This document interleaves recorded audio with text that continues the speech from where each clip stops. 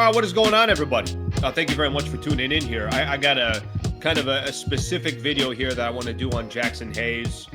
Sometimes when you're doing the live show, so much going on, obviously a lot of comments coming in. So I figured, you know what, let me just do something exclusively for Jaxson Hayes, talk a little bit about his role the rest of the season for the Lakers and how his role is kind of continuing to become more and more important as the season progresses, especially now with Luka Doncic. So thank you for hanging out. Appreciate you guys being a part of the channel and being a part of the show. Please subscribe to the channel if you guys don't mind. Okay, not going to go too long here, maybe about 10 minutes or so, just talking specifically about Jaxson Hayes, and we'll keep things rolling here.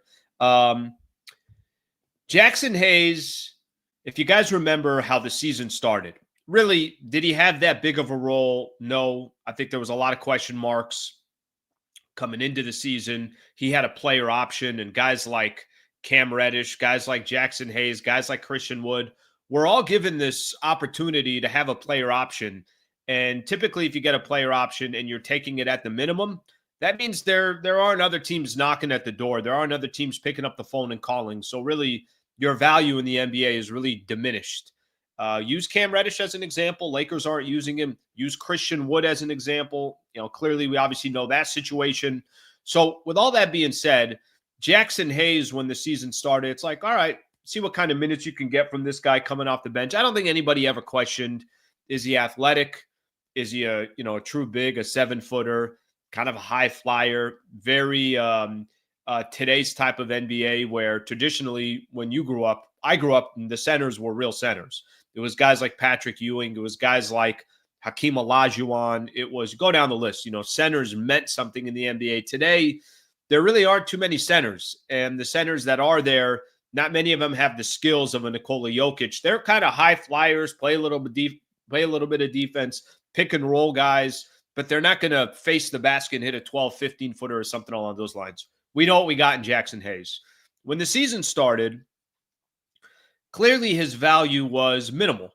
I mean, Anthony Davis was on the team, and AD was playing, go get me another big man. He wasn't saying, hey, play me more minutes with Jaxson Hayes. He was saying, go trade for another big man so I could be my best version, and he could try to be the player that, we all kind of understand what Anthony Davis was in the past.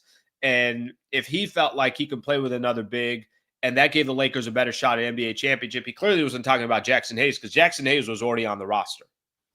AD trade goes down. Luka becomes a Los Angeles Laker. Jaxson Hayes, if you go look at some of his numbers before the Luka trade, and I'm not telling you that they've blown up completely and, watch out, Jaxson Hayes is the next Hakeem Olajuwon. I'm not trying to make that case. But there were a lot of games for Jaxson Hayes before that trade went down. 4 points, couple of rebounds, 3 points, 4 points. I'm looking at his stats right now. 6 points, an 8 here and there, but nothing crazy. And I'm looking back, I'm looking at some of his games in the month of January. January, he had actually a 12-point game, a 12-6 when they played Toronto, which was kind of a nice stat line for him. But he also had, this is well before the Laker trade. This is just in the, in the month of January, a 4, a 3, a 2, a 1. I'm talking points here, a 4, a 6. I mean, that's kind of was his stats. And it lines up with what his stats are on the season. I mean, if you look at just his overall stats, he's 6.5 points a game, 4.5 rebounds a game. Once that trade happened for Luka, what was the first thing that the Lakers were trying to do? I've mentioned this before. I was at the presser. Luka's getting introduced.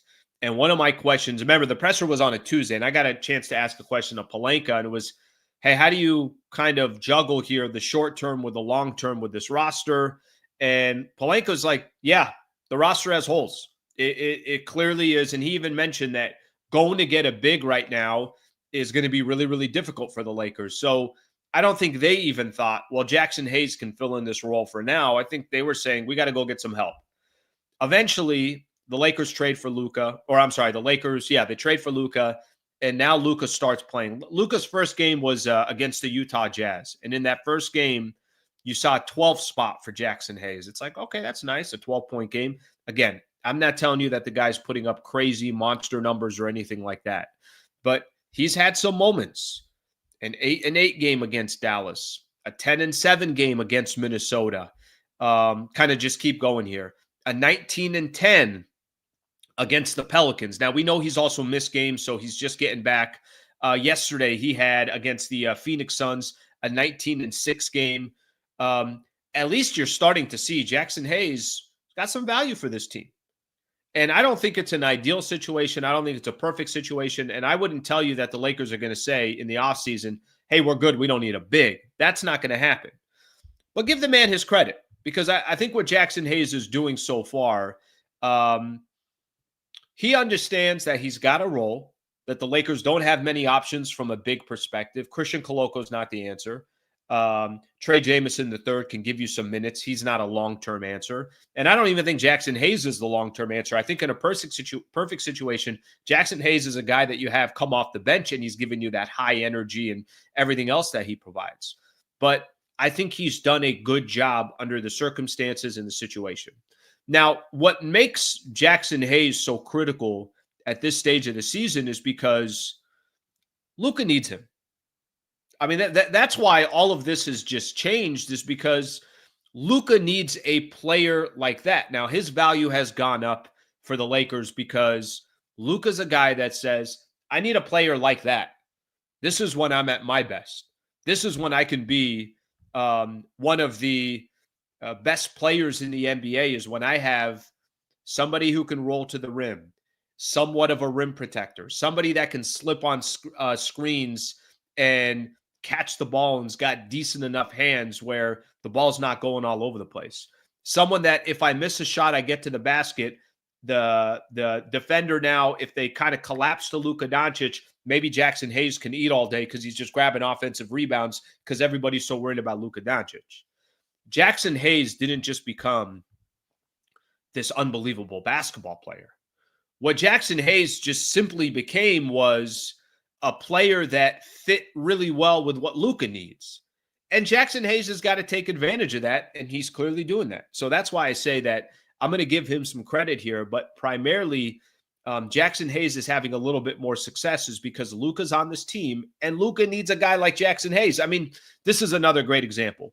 A lot of people look at the Mark Williams trade that did not go down because he didn't pass his physical with the Lakers. And they look at that trade and they say to themselves, oh man, that really, really affected Dalton Knecht. Well, of course it affected Dalton Knecht. Dalton Knecht was the name that was part of the deal.